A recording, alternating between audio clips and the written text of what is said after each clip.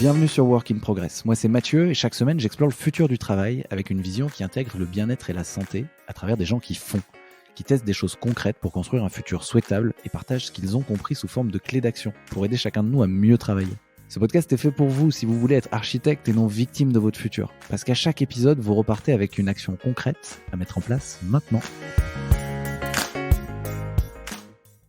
Vous allez découvrir le soloprenariat à travers le parcours de Kevin Dufresne, growth hacker numéro 1 en France, qui nous donne sa vision personnelle de ce que ça veut dire pour lui avec ses réussites, mais aussi ses galères. C'est une conversation de 1h30 qui passe très vite, ne vous inquiétez pas, Kevin partage plein de pépites et de hacks. Mais si vous n'avez pas le temps, allez tout de suite à la minute 18 pour la masterclass de Kevin sur les 5 piliers de la réussite en soloprenariat.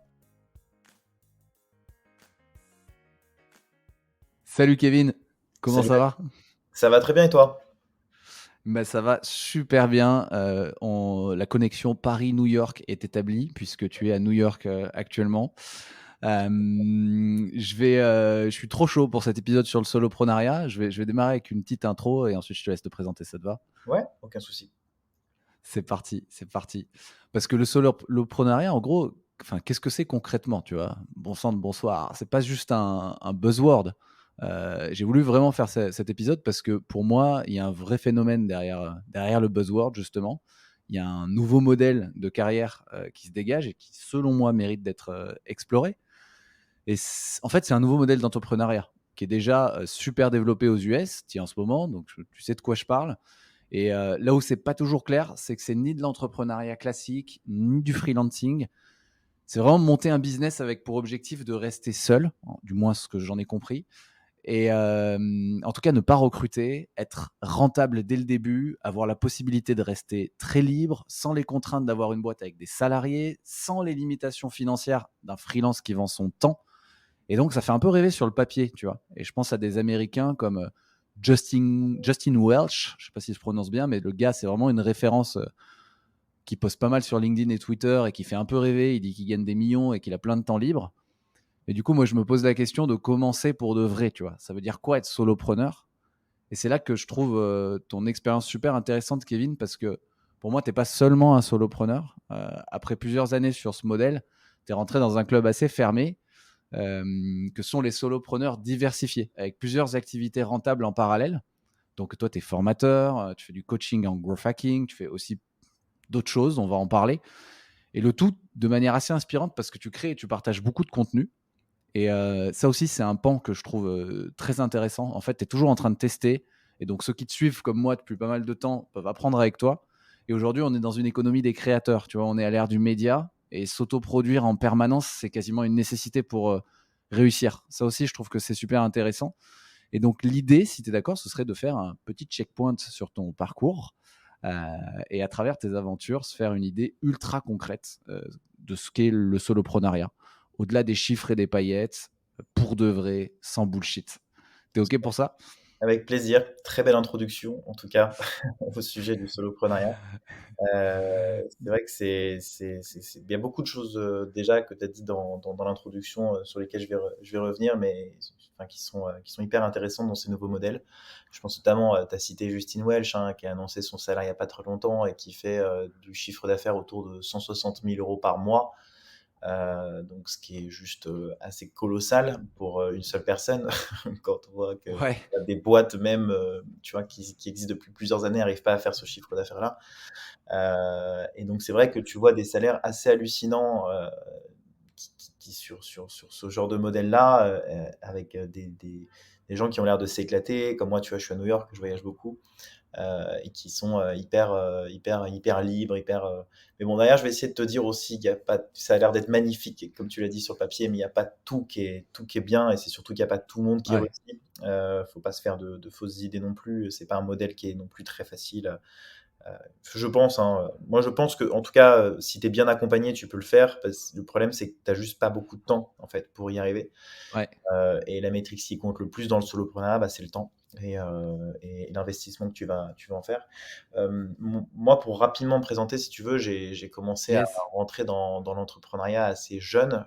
J'ai commencé à monter ma première boîte à 19 ans. C'était une boîte un peu con, mais c'était à l'époque le jailbreak d'iPhone, tu vois. Tout con, hein, mais en gros, j'avais mis un Pac-Man sur mon écran d'iPhone et les gens voulaient que je jailbreak leur iPhone et du coup, j'ai commencé à lancer un petit business de ça. Donc, les gens de mon quartier venaient me voir et me demandaient, et je repartais avec des sacs à dos entiers d'iPhone à jailbreaker le soir. Et du coup, je me faisais 500, 700 balles par mois, tu vois, à faire ces conneries-là. Et puis un jour, je me suis dit, putain, c'est cool ce modèle, pourquoi pas essayer de faire des sites internet, faire un site internet, pardon, et essayer de vendre ça à plus grande échelle, quoi, pour essayer d'accélérer le truc. C'est marrant, ça plaît aux gens. Et là, en fait, il s'est passé que du coup, je voulais payer un site internet en ligne. Et à l'époque, des agences, c'était autour de 15 000, 30 000 euros le site internet. Tu vois, un site vitrine tout con, juste avec un prise de rendez-vous. Du coup, j'avais pas du tout 15 000 euros à mettre dans un site internet. Donc, j'ai passé un mois à apprendre WordPress à l'époque. Donc, j'ai fait mon site internet, tout allait bien, etc. J'ai appuyé sur le bouton publier et essayer de prouver qu'il n'y avait aucun client qui est venu. Donc j'ai totalement raté mon exécution. En revanche, Et à l'époque, il fallait être un geek hein, pour sortir un site sur WordPress. Hein. C'était pas aussi facile que maintenant. ouais, bah après c'était ouais, c'est ça, c'est vrai qu'à l'époque c'était quand même assez technique, mais je m'en étais plutôt bien sorti, surtout avec les templates en fait qui existaient sur Internet. Tu Ouais. pouvais les copier-coller. Bon, bref, ceux qui ont déjà fait du WordPress savent de quoi je parle. Mais en gros, je suis arrivé là-dedans et du coup, j'incitais les gens à partager mon site internet. Et plus j'incitais les gens à partager mon site internet, plus ils en avaient parlé à leurs parents. Ce qui fait que leurs parents en avaient parlé avec des potes qui disaient putain, mais en fait, il y a un geek dans cette école qui sait faire des sites internet. Et du coup, vu que c'est un geek et qui est encore lycéen, je suis sûr que tu peux lui demander un truc pour pas grand chose, quoi. Et donc, du coup, j'ai commencé à monter ma deuxième boîte comme ça, à faire des sites internet. Donc, à l'époque, là, du coup, j'ai grave augmenté mon panier moyen. J'ai vendu mon premier site 1500 euros, puis j'ai testé à le vendre 3000, 5000. Et du coup, j'ai commencé à lancer ma micro-agence de création de site internet à cette époque-là. Puis j'ai évolué très rapidement vers l'écosystème The Family. Donc voilà, je suis baigné là-dedans, j'ai travaillé dedans aussi. C'est là aussi qu'on s'est rencontrés, toi avec Iconoclast, moi avec Yes. l'école de The Family. Et du coup, en fait, pendant le confinement, je me suis profondément ennuyé et le chemin de l'entrepreneuriat me titillait depuis un bon moment. J'ai tout simplement pris mon ordinateur, j'ai commencé à me filmer et j'ai décidé de partir de Family pour pouvoir lancer ma formation. Et du coup, aujourd'hui, après 1 an et demi, 2 ans de lancement, je concurrence, tu vois, plus grosses formations françaises, entre guillemets, du gros hacking, mais aussi de l'entrepreneuriat. Tout ça par des stratégies dont on va discuter dans ce podcast. Mais aujourd'hui, je suis tout seul. Je fais un chiffre d'affaires à l'année qui est à 6 chiffres. Je voyage où je veux, quand je veux. J'ai formé plus de 300, bah, maintenant plus de 400, 500 personnes aujourd'hui. J'ai lancé aussi plusieurs offres que toi, du coup, tu es allé voir déjà, mais du coup, là, récemment, j'ai lancé des offres d'accompagnement et qui permettent, du coup, encore une fois, d'augmenter le chiffre d'affaires que tu peux faire par mois. Euh, et voilà, donc en fait, tu jamais autant gagné autant d'argent. Et je pense que d'ailleurs, ce qui est assez intéressant, c'est que, en fait, je pense qu'il y a des étapes quand tu commences à gagner de l'argent. Dans un premier temps, tu apprends à en gagner. Dans un deuxième temps, tu apprends à le dépenser. Et dans un troisième temps, tu apprends à l'investir. Tu vois, c'est un peu les trois étapes parce que maintenant, on dit, ouais, tu gagnes 10, 15 000, 20 000 euros par mois, même parfois.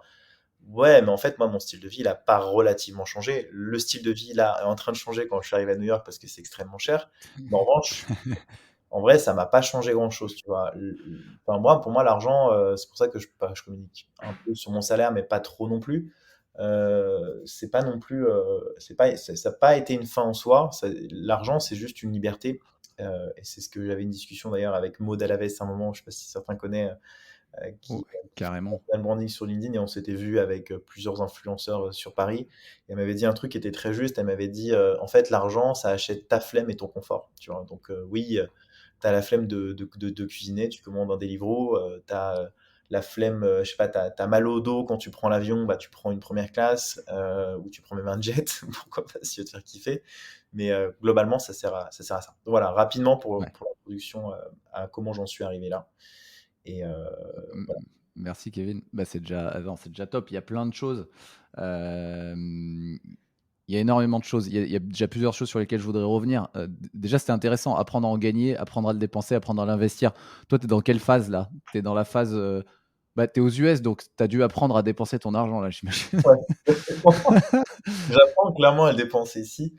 Mais tu vois aussi, pareil, je pense que en voyageant, tu te rends compte qu'en fait, le salaire moyen d'un Français qui est autour de 3 000, 5 000, donc tu es riche à 3 000, 5 000 euros en France, 3 000, 5 000 euros à New York ou aux États-Unis, tu es pauvre.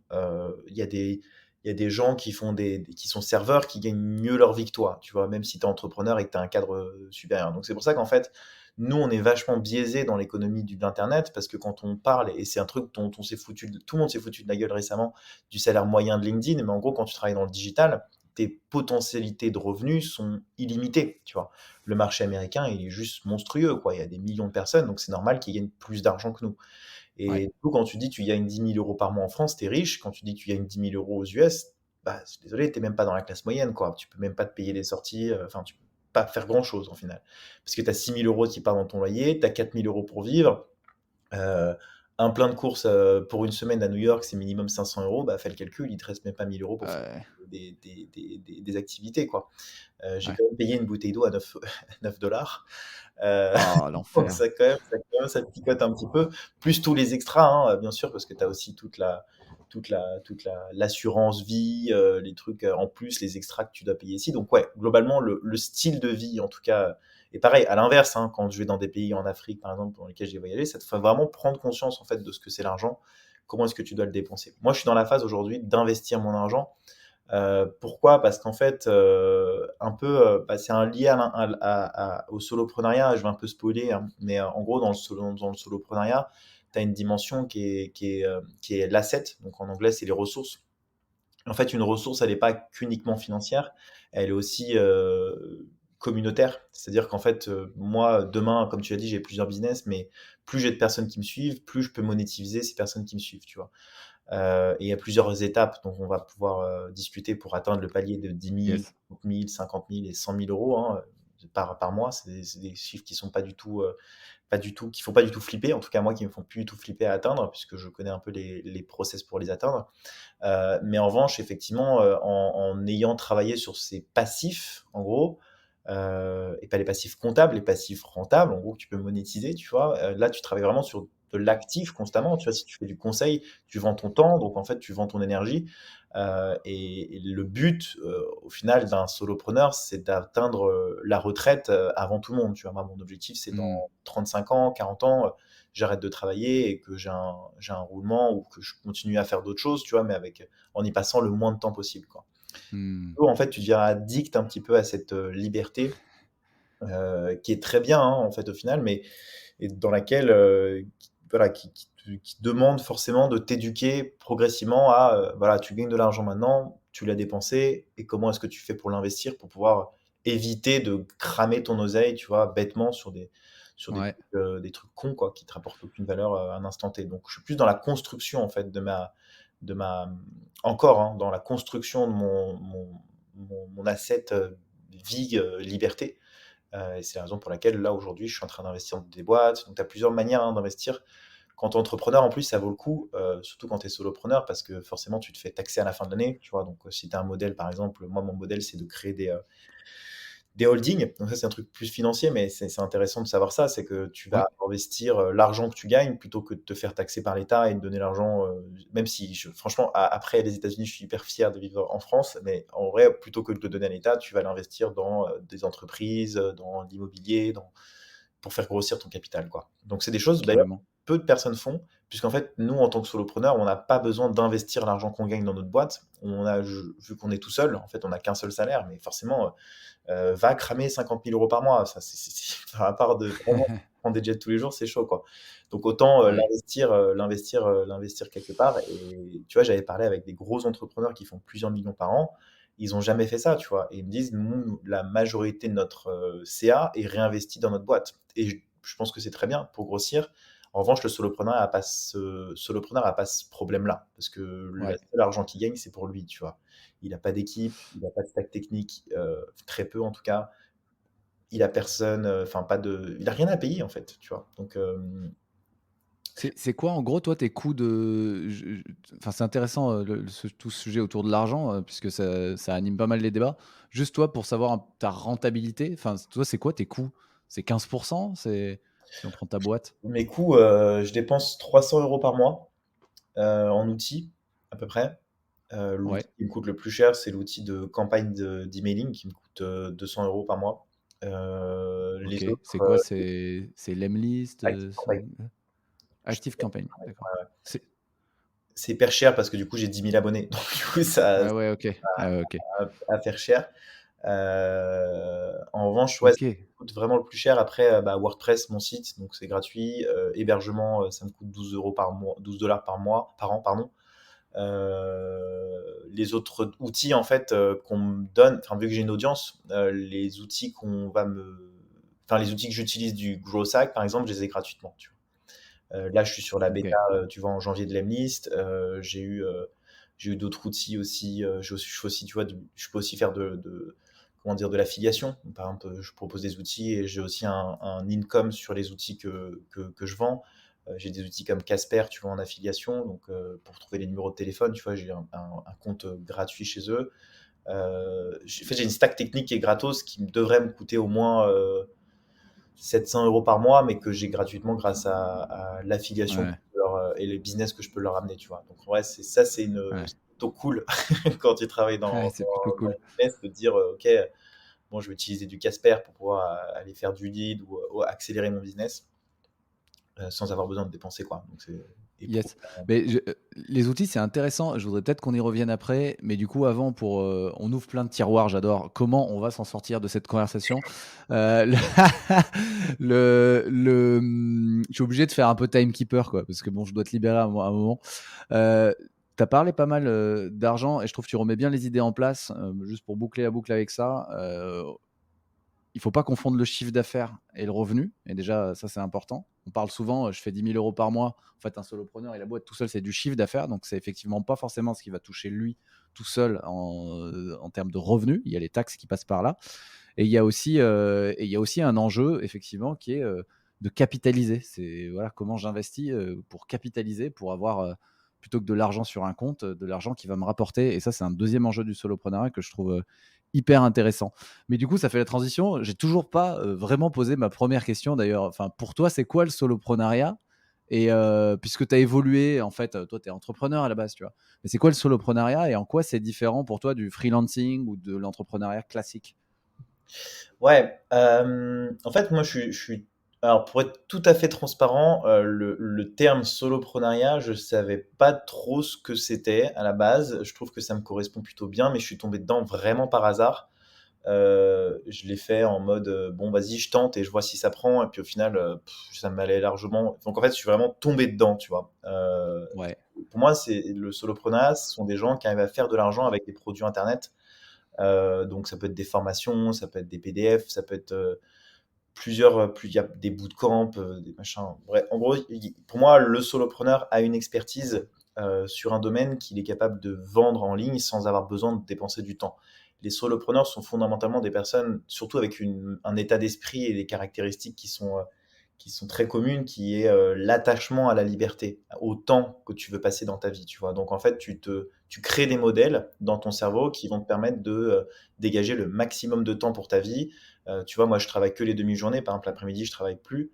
Je peux arrêter de travailler quand je veux, etc. Donc, globalement, l'idée du mindset solopreneur, c'est d'arriver à ce goal-là, tu vois. Vraiment à l'idée de se dire, je travaille plus du tout, mon business tourne tout seul. Et c'est ce que, d'ailleurs, décrit très bien Justin Welch. Tu vois, moi, je suis aux États-Unis. Là, il y a 3 jours, je t'en avais parlé, on s'avait été au téléphone. J'ai vu le ouais. lancement de la plus grosse roquette launch de l'histoire pour une mission sur la Lune, tu vois, de l'histoire de la NASA. C'est un truc que j'aurais jamais pu faire si j'étais salarié. Donc c'est beaucoup de frustration.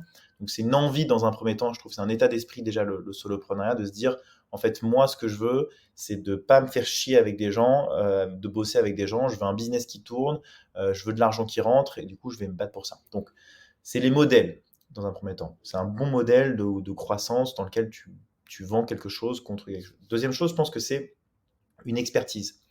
C'est-à-dire que moi, tu vois, je suis sur le gros. L'objectif, c'est et un peu comme quand je faisais mes sites internet avant, tu vois, c'est d'essayer d'être le plus incisif possible sur un marché. C'est-à-dire que, et on en a parlé aussi la dernière fois quand on s'était au téléphone, mais en vrai, quand tu es tout seul, tu peux être beaucoup plus rapide que la concurrence. Moi, au début, tu vois, forcément, je me suis un peu inspiré de ce que faisait la concurrence, etc. Puis, vu que je suis très proche des clients que j'ai au téléphone, et c'est ce que je te disais, tu me demandais aussi juste avant pourquoi je continue à faire mes calls commerciaux, parce qu'en fait, c'est ma première source d'inspiration. C'est ceux que j'ai au Hmm. téléphone qui me permettent de créer mes offres, avec lesquels je peux vendre, avec lesquels je peux les convaincre, qui me donnent des idées de contenu. Donc, en fait, si, il y a beaucoup moins d'intermédiaires entre mon marché et ce que je fais moi, tu vois. Donc ça, c'est juste ouf. Et ça me permet d'avoir du coup des idées toujours plus. Donc en gros, voilà, modèle sur le côté produit expertise, c'est de se dire comment est-ce que tu vas faire en sorte d'avoir une offre qui va être identifiable sur un marché concurrentiel, mais qui, en fait, quand le client arrive, vu qu'encore une fois, c'est un boulot de flemmard, l'objectif, c'est que si le personne est au téléphone, tu n'as pas besoin de faire de relance, tu vois. C'est-à-dire que ton offre doit être absolument parfaite et qu'en fait, c'est un no-brainer de se dire, OK, je prends cette formation plutôt qu'une autre parce que j'ai de l'accompagnement, j'ai du suivi, j'ai du truc, ça peut être n'importe quoi, hein, du X, du Hmm. Y, du Z, des garanties, bref, plein de choses qui vont faire. Et ça, c'est un mec, le fondateur d'acquisition.com, qui est aussi un solopreneur qui est millionnaire aux États-Unis. Devenir millionnaire aux États-Unis, quand tu as ce mindset, c'est pas si difficile que ça. Il y a beaucoup de choses à faire aux États-Unis. Donc, acquisition.com, je vous recommande de regarder son contenu. Le mec a clairement défini ça, en fait. C'est-à-dire qu'avec la meilleure offre possible, tu es sûr qu'en fait la personne va te choisir. Donc, et ça économise surtout sur la relance client, ça économise sur le closing, toutes ces choses-là. Donc en gros, l'objectif, c'est d'avoir l'offre Mhm. parfaite. Donc pour moi, c'est voilà, modèle, essayer de passer le moins de temps possible. Deuxièmement, expertise, essayer de construire l'offre la plus adaptée pour un type de persona. Le troisième, je pense que c'est les assets. C'est ce que je te disais un petit peu tout à l'heure, mais c'est comment est-ce que tu vas bâtir une communauté autour de ce que tu fais, tu vois. Donc ça peut être, moi c'est pour ça que je suis sur YouTube, je suis sur LinkedIn, j'ai une newsletter de 10 000 personnes, je suis sur TikTok aussi, je suis sur Medium, je suis sur Twitter, etc. Donc en fait mes compétences de grosse m'ont permis d'automatiser tout ça. Et en fait, plus tu fais du contenu et plus tu te rends compte qu'en fait, plus tu te rends compte que plus tu en fais, plus tu gagnes des abonnés, plus tu gagnes des abonnés, plus tu gagnes d'engagement, et plus tu gagnes d'engagement, plus tu deviens riche en gros. C'est que une question Hmm. de volume. Parce que, encore une fois, les solopreneurs sont assez crevards, en tout cas les gros hackers, je pense, sont assez crevards sur la publicité payante. Moi, c'est pas un truc que je fais, pour l'instant en tout cas. J'en ai pas besoin parce que je te dis, j'ai entre 5 et 10 rendez-vous par jour en organique sans avoir besoin de faire grand chose au final. Donc voilà, les assets. Et enfin, je pense la quatrième chose, c'est le personal branding. Donc différent des assets, parce que le personal branding, dans personal branding, il y a personal. Donc tu parles beaucoup de tes échecs, de ce que tu as mal fait, de ce que tu as fait, comment est-ce que tu en es arrivé là, et tu essaies de construire une histoire autour de tout ça. Tu vois, moi, je suis un peu le geekos qui a pété un cap pendant le Covid et qui a décidé de partir faire de l'entrepreneuriat, qui a monté sa boîte à 19 ans. Et ça, c'est des choses qui m'identifient sur le marché. Et en fait, il y a un truc qui se dit, et c'est assez vrai, c'est que les gens te payent pour ce que tu sais, mais restent pour ce que tu es, tu vois. Et Hmm. du coup, en fait, l'objectif, et c'est un sujet en fait, qui est pas très bien compris dans le personal branding, mais en fait, ce qu'il faut bien comprendre, c'est que l'objectif, et je vais vous donner un cours sur le personal branding, l'objectif du personal branding, c'est de faire en sorte que les gens vous aiment.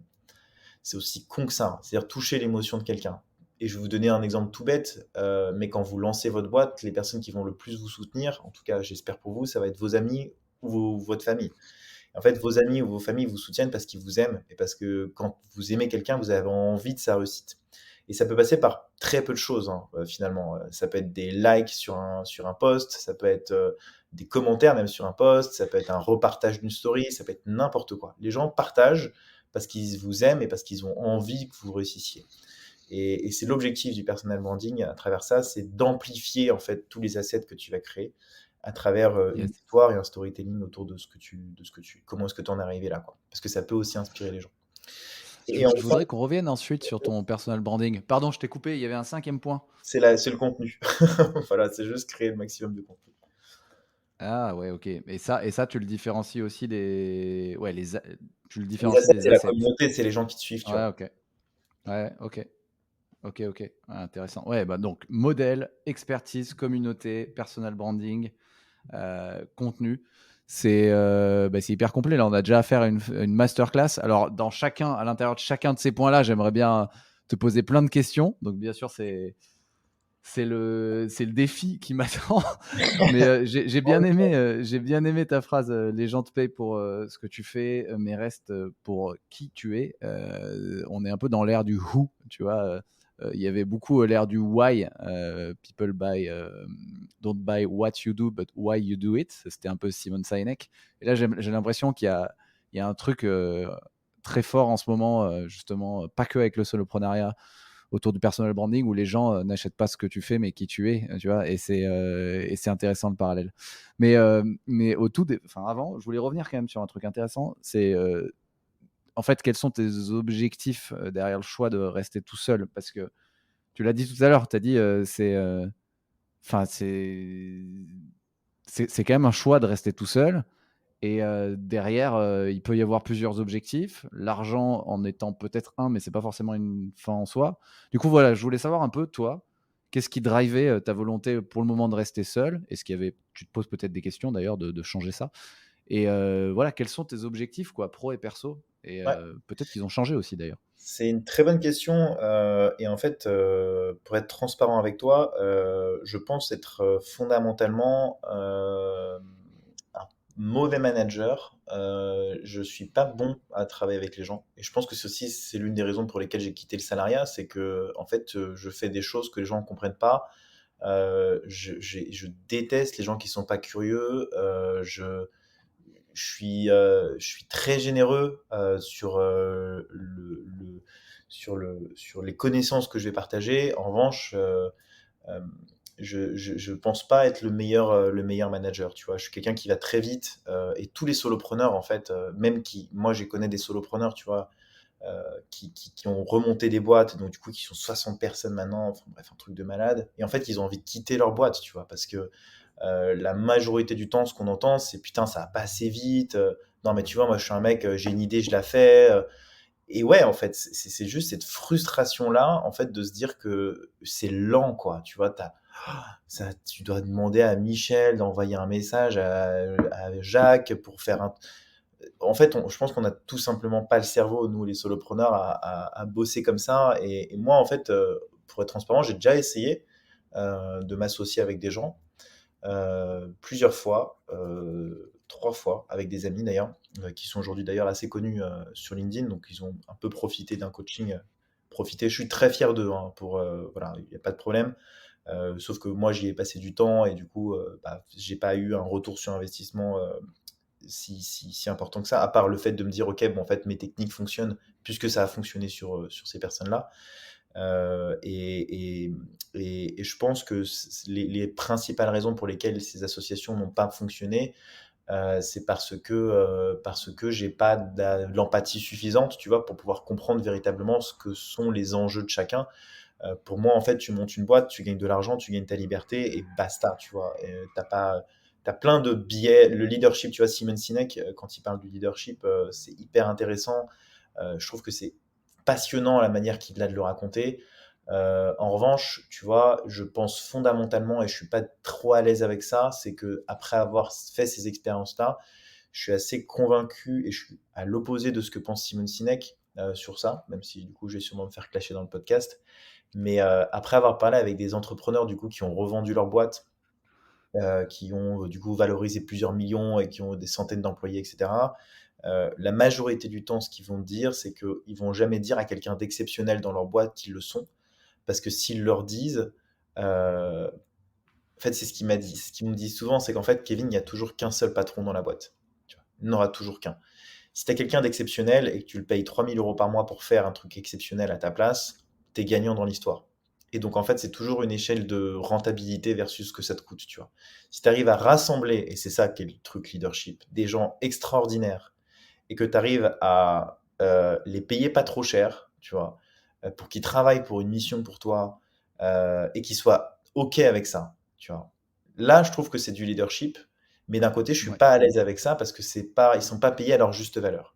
Et le problème, c'est que quand tu vas vouloir payer quelqu'un à sa juste valeur et que tu vas voir que tu vas lui ramener de l'argent, plus qu'il aurait jamais espéré en gagner, il va prendre confiance en lui et du coup, il va partir de ta boîte. Du coup, tu auras perdu un élément potentiellement, tu vois, déterminant dans la croissance de ta boîte. Et c'est la raison aussi pour laquelle la majorité des personnes qui sont excellentes aujourd'hui sont freelance, parce que ils se sont rendus compte à un moment donné que quand tu as confiance en toi, et que tu sais de quoi tu es capable, tu es capable de gagner 10 fois plus que de bosser avec quelqu'un, tu vois.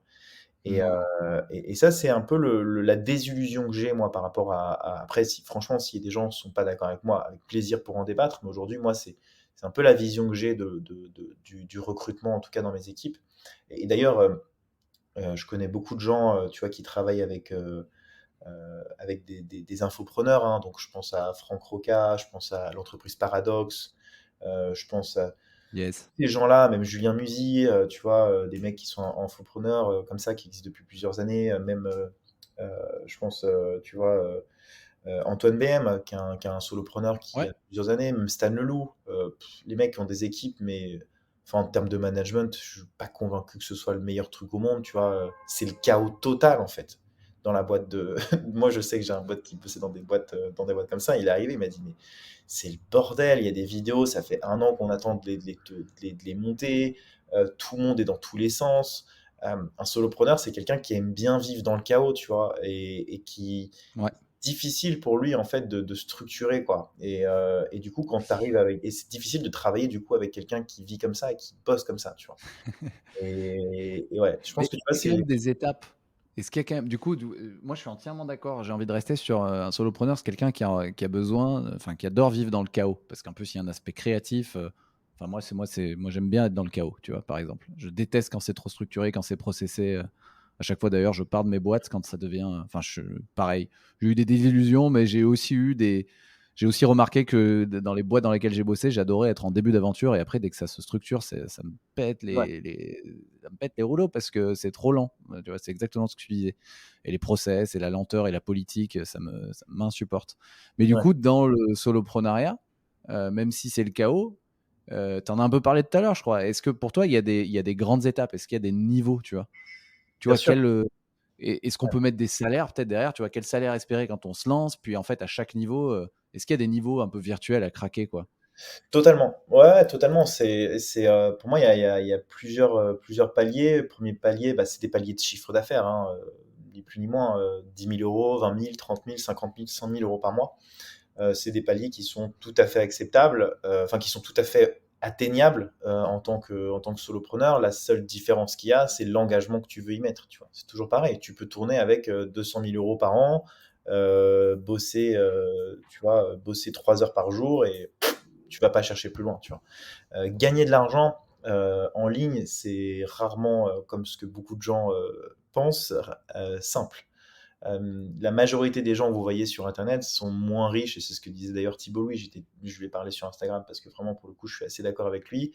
En fait, c'est très difficile de monétiser une audience et c'est très difficile de s'arrêter et de gagner de l'argent. Tu vois, quand tu as atteint le niveau de 10, 20, 30, 50, tu te dis putain, pourquoi je pourrais pas aller atteindre les 100 000? Sauf qu'en fait, que pour atteindre les 100 000, il faut forcément du temps, tu vois.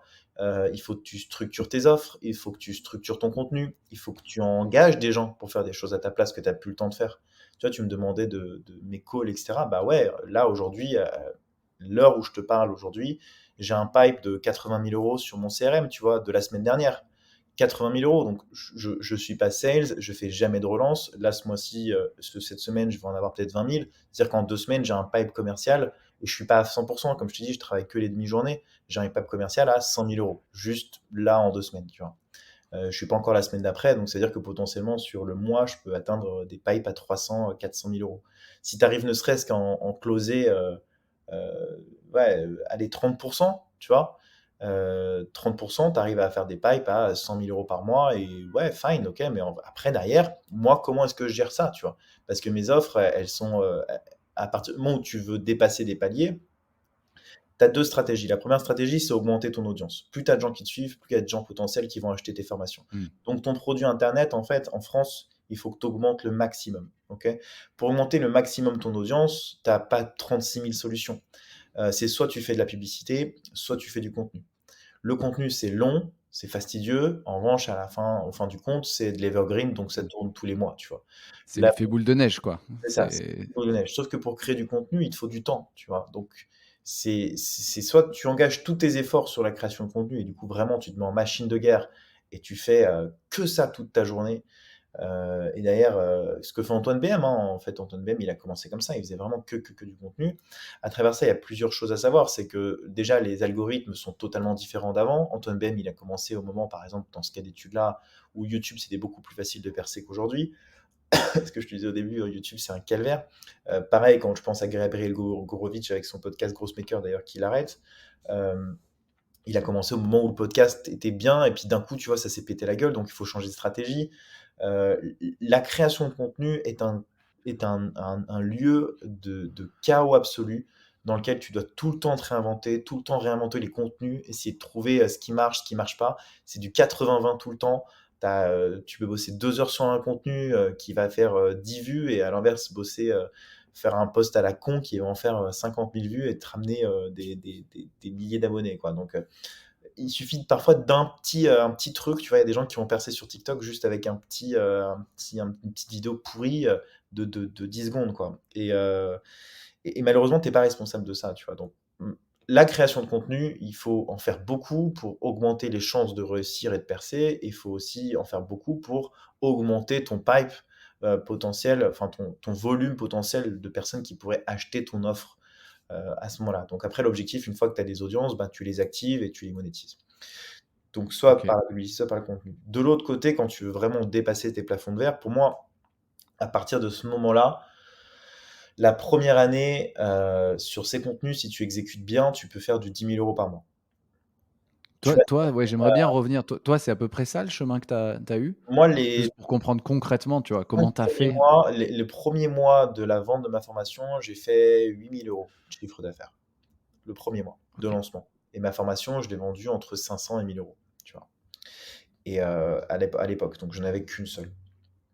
Puis plus j'ai avancé, et après je l'ai stagné à 1 300 € parce que voilà, enfin, le closing est rapide, ça tourne tout seul, voilà. Et du coup, plus j'augmente ma portée, plus les gens vont venir me voir, plus j'ai de rendez-vous, donc c'est ce qui se passe un petit peu aujourd'hui. Là, à ce moment-là, je stagnais entre 10 et 20 000 €. Mais c'était très bien, hein, tu vois, c'était franchement, pendant en 6 mois, faire 10 à 20 000 € de chiffre d'affaires, c'est très rare en vrai, hein, ça arrive pas tout le temps. En revanche, avec les bonnes méthodes, en pratiquant, en exécutant suffisamment bien, j'ai fait plein de conneries, hein, c'est pour ça que. Et en fait, ce qui s'est passé, c'est que j'ai rencontré du coup plusieurs personnes, des coachs. Je me suis intéressé un peu au domaine de l'infoprenariat, où tu as des Ouais. montants astronomiques dans ce milieu-là. Moi, je viens de l'écosystème startup, hein, donc, mais quand il pense, Oussama, de The Family, c'est un produit YouTube, il le dit lui-même, tu vois, mais c'est le Ouais. premier infopreneur euh, français pour moi, tu vois. C'est un infopreneur en fait, il gagnait son argent avec YouTube, quoi. Et il en gagne Ouais, encore c'est clair. aujourd'hui. Et Stan Leloup quand même aussi, était très fort. C'est un moment qu'il est là. totalement, Stan Leloup, bien sûr. Bah ouais, c'est des produits YouTube, quoi. Et du coup, en fait, pour dépasser ces plafonds de verre, si tu veux vraiment te dire, OK, bon, let's go, j'ai la flemme d'attendre de gagner 50 000 € par mois, je vais lancer des offres de conseil, quoi. Tu vois, tu te dis, bon, bah, je vends mon temps, vu que les gens m'aiment bien, je vais essayer de voir si ça marche. Et j'avais rencontré des gens qui vendaient du conseil, et c'est fondamentalement là où tu te fais le plus d'argent, en fait. Parce que tu peux travailler avec, tu vois, tu t'es payé à l'heure, parfois c'est indécent. Moi, j'ai entendu des gens qui étaient quand même payés, qui avaient fait des contrats à 150 000 € le mois seulement pour faire des landing pages, tu vois. Enfin, c'est complètement ahurissant. Et donc ouais, tu peux facturer extrêmement cher ton temps, du coup. Mais du coup, vu que ton temps est extrêmement précieux en tant que solopreneur, bah, tu le sacrifies pour des gens. OK. C'est un autre penchant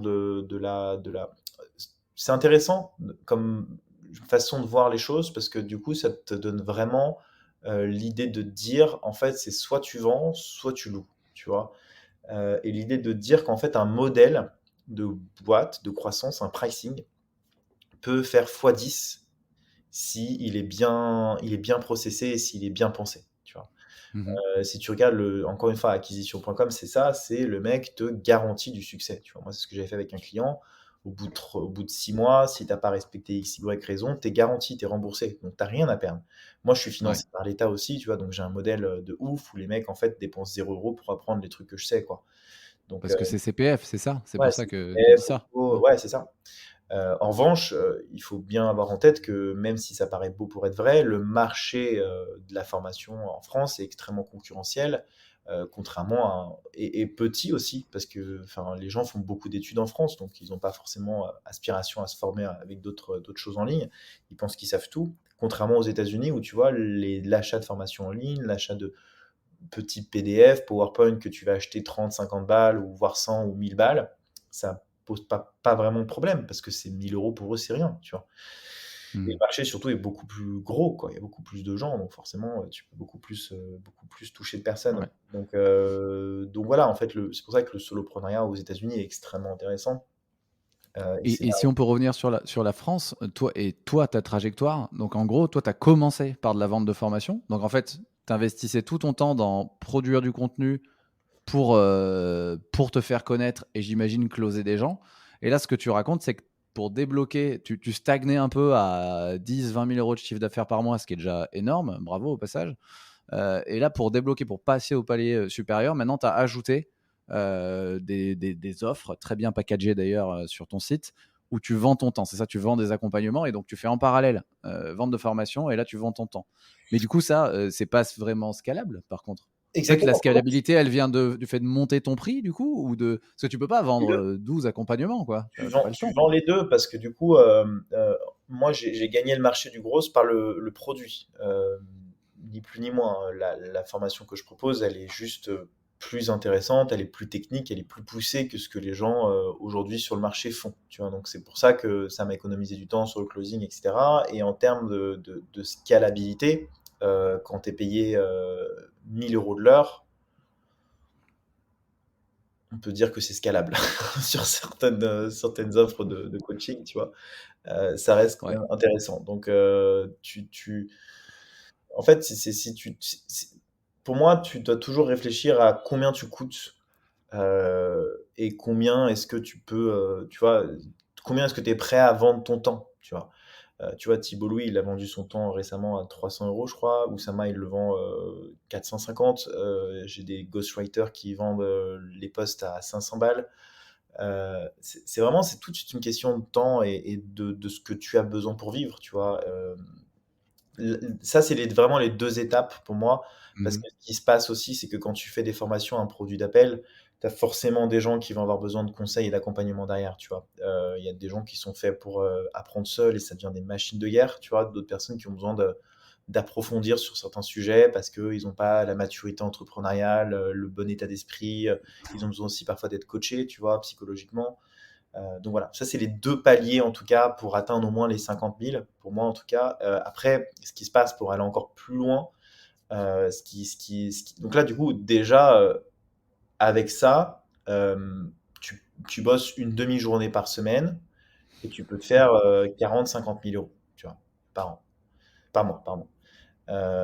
Si tu arrives à bien construire tes offres, packager tes trucs et tout. Après, si tu veux encore dépasser le plafond supérieur, ce qui va se passer, c'est qu'il faut que et ça c'est l'une des choses que je dis aujourd'hui et qu'il faut, pour ceux qui veulent devenir solopreneur, qu'il faut absolument avoir en tête, c'est qu'en fait, les abonnés, on n'en a rien à foutre. Les vues, on n'en a rien à foutre. Ce qui compte le plus, c'est les emails. C'est les données que vous allez avoir pour pouvoir vraiment faire des actions précises sur votre audience. Moi, ce qui se passe, c'est que du coup, j'ai fait beaucoup de contenu et tous les contenus, même si les gens se sont beaucoup foutus de ma gueule parce qu'ils me disaient ouais Kevin t'es le hack, machin, t'es un hack. Tu sais, je faisais un hack par jour un jour, je Ouais, montrais ouais. et tout. Donc les gens me disaient oui mais toi t'es le monsieur hack. Je fais ouais je suis le monsieur hack mais en fait à cette heure-ci c'est le contenu qui attire le plus de gens et qui intéresse le plus de gens. Tu vois. Donc du coup j'ai acquis genre 10 000 utilisateurs allez, en un an et demi, tu vois, quelque chose comme ça.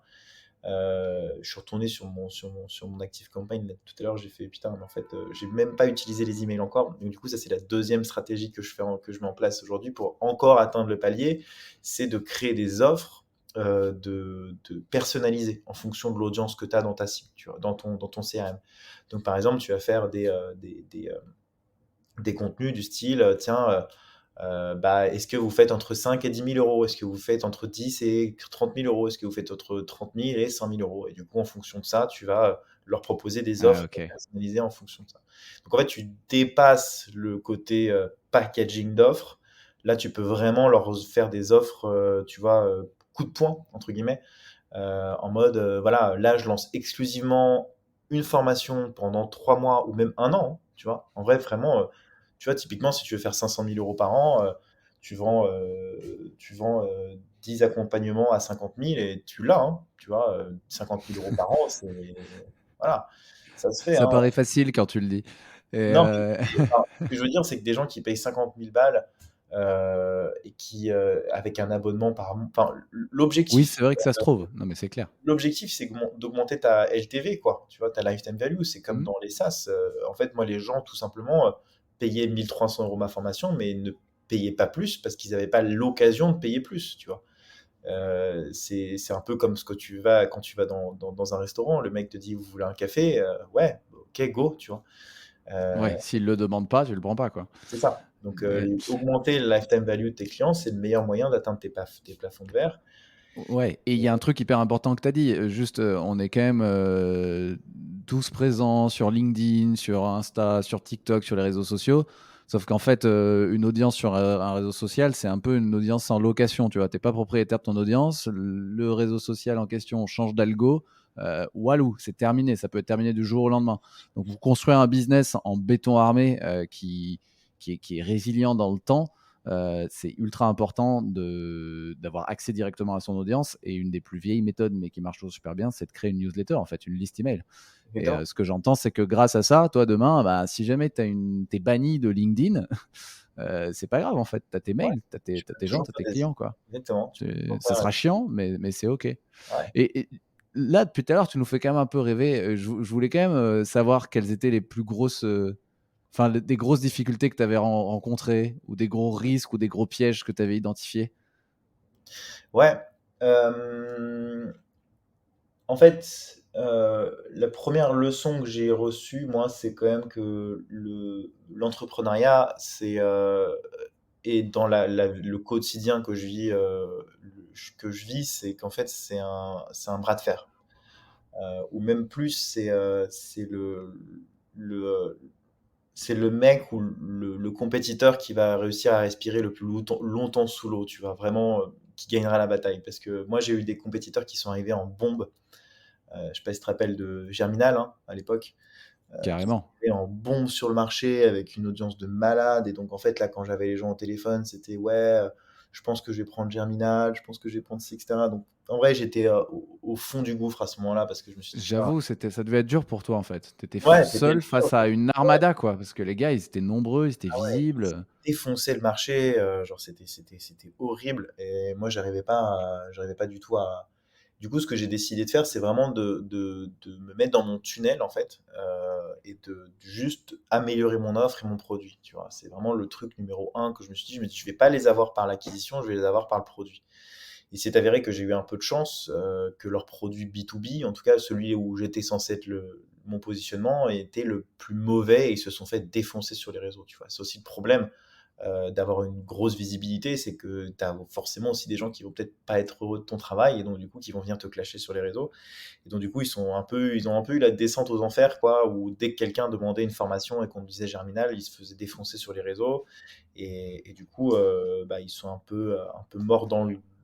Ils ont fait surtout, je pense, des mauvais choix, tu vois, parce que moi j'étais tout seul aussi, donc en fait je pouvais très bien me dire, au pire des cas, je me disais, au pire des cas, je casse mes prix, tu vois. Euh, Ouais. je suis tout seul, je m'en fous. Eux, ils avaient des équipes, ils avaient investi, donc en fait, tu vois, c'est toujours la même chose en fait.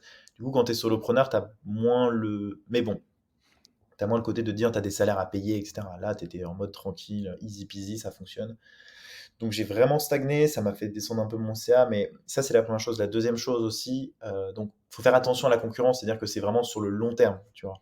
Un marché, ça se gagne sur 10 ans, ça se gagne pas sur un an. T'as beau faire 50 000, t'as beau faire 300 000 euros de CA l'année, l'année d'après, tu peux faire 10 000 euros. Donc c'est tout le temps, tout le temps, tout le temps des remises en question sur ton modèle, sur ce que tu vas apporter aux gens, quelles sont les choses que tu peux faire ou pas, quel temps tu dois investir dans tel ou tel sujet. C'est beaucoup, beaucoup de résilience sur les échecs que tu vas voir. Moi, ça m'arrive même encore aujourd'hui, hein, tu vois, de faire des nuits blanches, de réfléchir à, tu vois, même la comptabilité, réfléchir à, putain, comment est-ce que je vais payer mes impôts, mes TVA, récupérer des trucs. J'ai un client qui me doit 150 000 euros. En vrai, c'est la vérité. Un client qui me doit 150 000 euros. Comment est-ce que je les récupère? J'ai d'autres clients qui me doivent de l'argent. Comment est-ce que je les récupère? C'est des charges mentales constantes, en fait, où tu te dis, mais putain, est-ce que j'ai vraiment mérité ça, quoi? Tu vois, est-ce que ça en vaut vraiment la peine?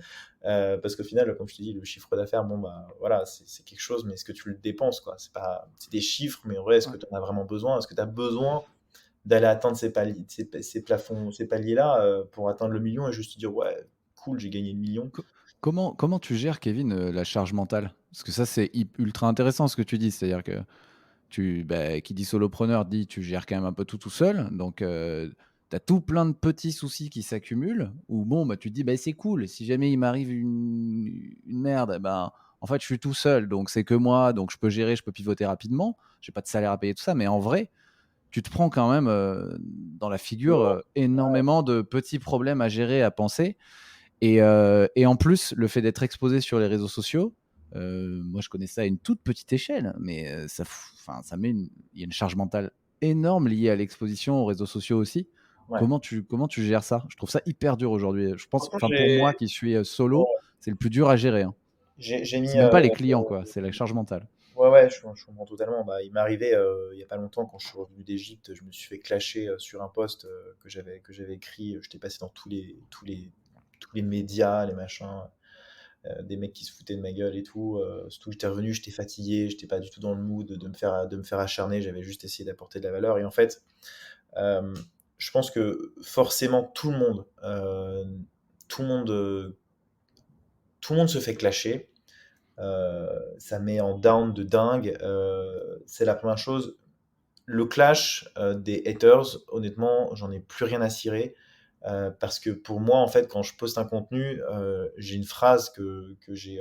D'ailleurs, j'ai écrit un post sur ce sujet que je sais pas si je l'ai inventé, elle doit sûrement exister, mais euh, pour moi, l'intelligence, c'est lutter contre ses croyances. Tu vois. Donc, en fait, si je te dis, là, tu vois, ce podcast, en fait, clairement, vous luttez en m'écoutant contre vos croyances existantes, de se dire que peut-être que ce que je raconte, c'est de la merde, peut-être que vous ne me croyez pas, peut-être que je suis un énorme mytho, mais en revanche, vous vous intéressez à m'écouter au moins jusqu'à 55 minutes actuellement sur le podcast, parce que vous vous dites, en fait, ce mec, peut-être qu'il dit de la vérité, tu vois. Et juste de se dire, ok, je vais essayer de prouver, de voir si ça fonctionne. Et les gens qui sont haters et qui vont, tu vois, les posts qui fonctionnent le mieux en général, c'est des gens qui vont dire, ouais, 5 000 euros, c'est déjà énorme. En fait, 5 000 euros aux yeux du monde, ça veut rien dire, tu vois. Donc, en fait, c'est juste lutter contre ce qu'on t'enseigne toute ta vie, quoi. Et je pense que c'est ça la preuve d'intelligence numéro une, même du soloprenariat, c'est que je disais la résilience, c'est de se remettre tout le temps en question. Donc, en fait, moi, les gens qui viennent me clasher sur Internet, juste, je leur dis, écoutez, moi, c'est mon point de vue, c'est pas le tien et fine en fait. On a le droit de pas être d'accord et c'est juste un débat. Et si tu me clashes, c'est que t'es con en fait. Tu vois, juste t'arrives pas à te remettre en question. Ça c'est la première chose. La deuxième chose, c'est que j'ai appris à me mettre vraiment dans une dynamique de tunnel. C'est-à-dire que j'essayais vraiment de pas regarder ce qui se passe autour. Au début, je le faisais. Mais en fait, en se comparant, tu vois, au chiffre d'affaires de X au début, en tout cas, c'est pour ça que je partage pas trop mon chiffre d'affaires aussi, parce que je trouve que ça te met ça peut te motiver, mais ça peut aussi te mettre dans une situation de frustration, de dire putain, moi j'y arrive pas. Et en fait, si j'y arrive pas, c'est parce que je suis plus bête, parce que j'ai mal fait les choses. Qu'est-ce qui bug chez moi? Pourquoi tu vois? Et en fait, pas du tout. C'est juste, il y a beaucoup de chance dans l'entrepreneuriat. Il y a plein de choses moi, je suis au courant de toutes les histoires, de tous les solopreneurs que vous pouvez voir sur Internet. Et franchement, il y a des histoires, parfois, tu t'as pas, enfin, tu pourrais être surpris de voir comment ils se sont lancés et de voir qu'est-ce qu'ils sont faits pour pouvoir atteindre ce niveau-là, tu vois. Et en fait, il y a toujours une part de dévil dans chaque business, une part de chance, et il faut pas se comparer, en fait. Il faut se comparer à ce que tu as fait hier et ce que tu feras demain. Comment est-ce que tu peux, toi, avancer et y aller. Ça, c'est la deuxième chose. Donc, tunnel. Et comme partout, en plus, de toute façon, Oussama disait très bien quand je bossais avec lui, ceux qui réussissent le plus sont ceux qui sont focus, tu vois. Juste focus-toi, genre, te compare à personne. Et le troisième, je pense, c'est de rencontrer des gens.